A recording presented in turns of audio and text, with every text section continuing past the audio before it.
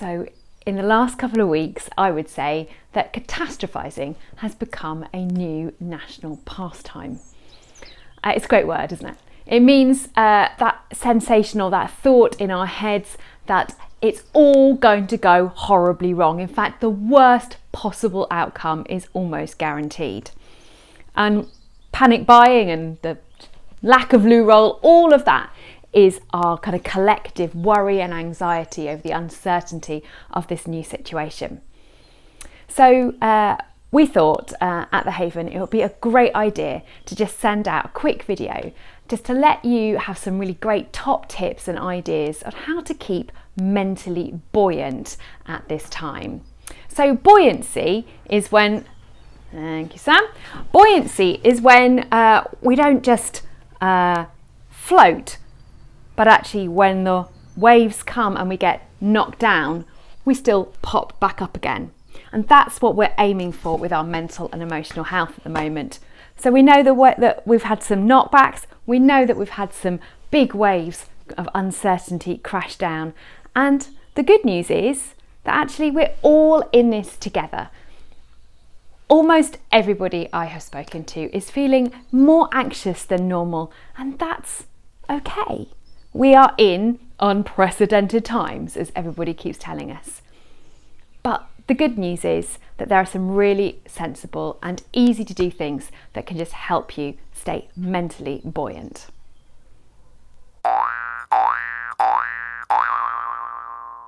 So, tip number 1, keep your focus on what is in your control. There's going to be lots of things at the moment that are outside any of our control, unless you're Boris.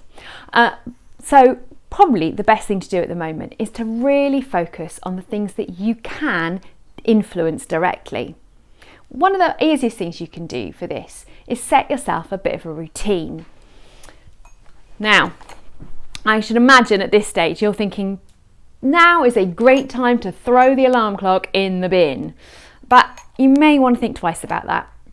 Having a regular routine, times when you get up, times when you go to sleep, and a kind of a pattern that you try and stick to is going to be really, really important in the next couple of weeks.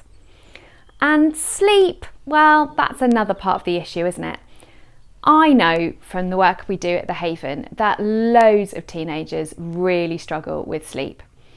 And probably at the moment it's going to feel worse than ever.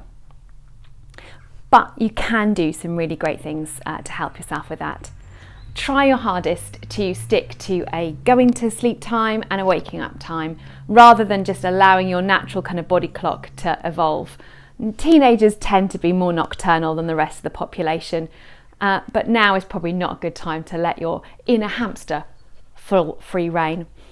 And if you can, also as part of your routine, maybe have a set time for checking news and keeping yourself up to date, rather than just allowing all the kind of bulletins and the social media get away with you. It can feel overwhelming if you're just constantly checking what's going on in the headlines. So just have one time of the day that you check news. That's plenty.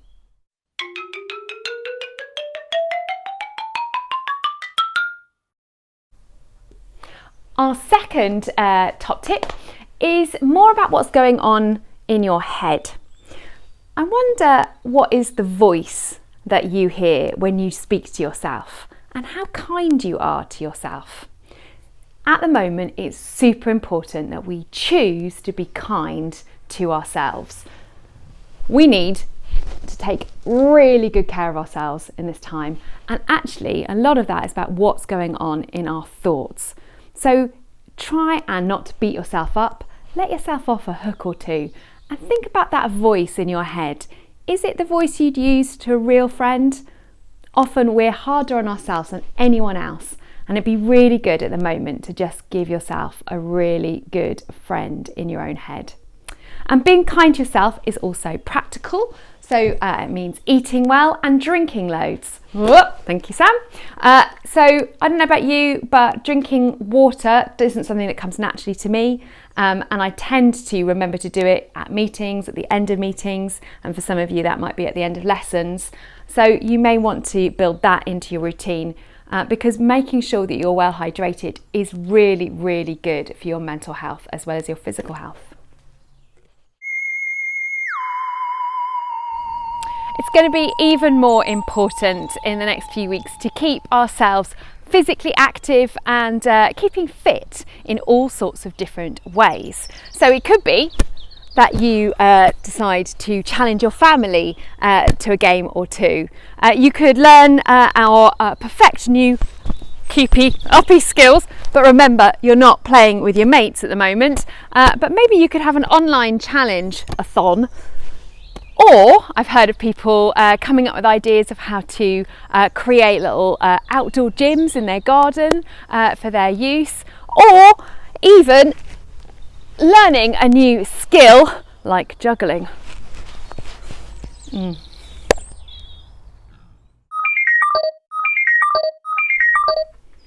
So now is a really great time to practice being fully present.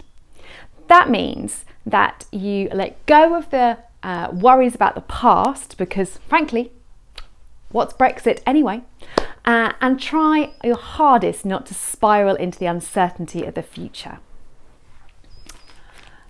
What's that? Okay, I couldn't think of a better prop, so it's a present because we are practicing being in the present. Yeah, I know.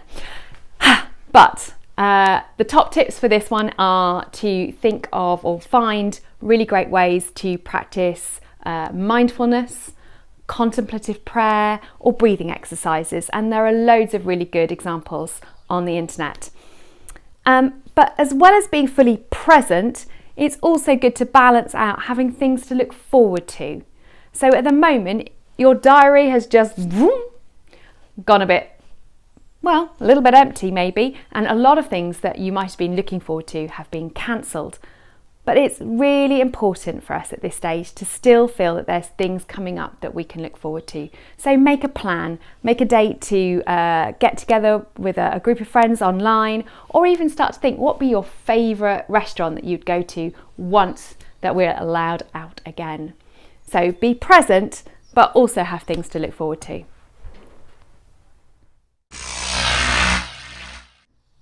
So my last tip is a really neat and easy way to counteract all the doom and gloom that's kind of all over the place at the moment. And that is simply being thankful.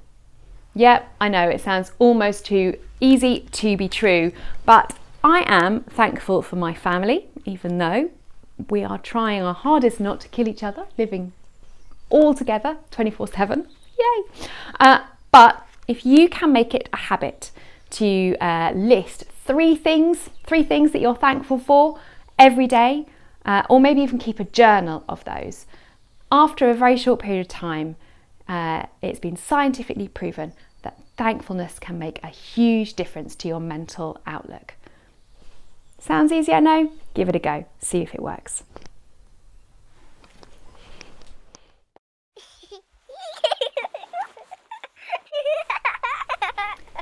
One of the most commonly quoted verses in the Bible is love your neighbour as yourself.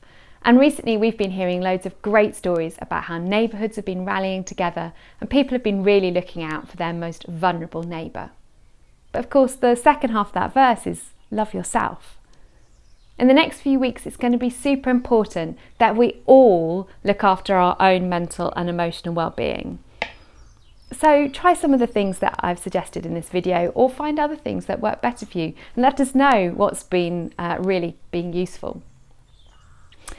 Because my hope and prayer is that in terms of your buoyancy, that you're not just clinging on for dear life through all of this, but actually because of the things that you do to take control of your situation, you get to start to ride the wave.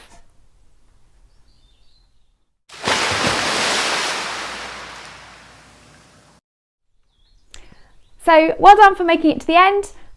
Do get in touch, let us know what you found that has been useful, and we hope that you stay safe and take care both of other people and yourselves.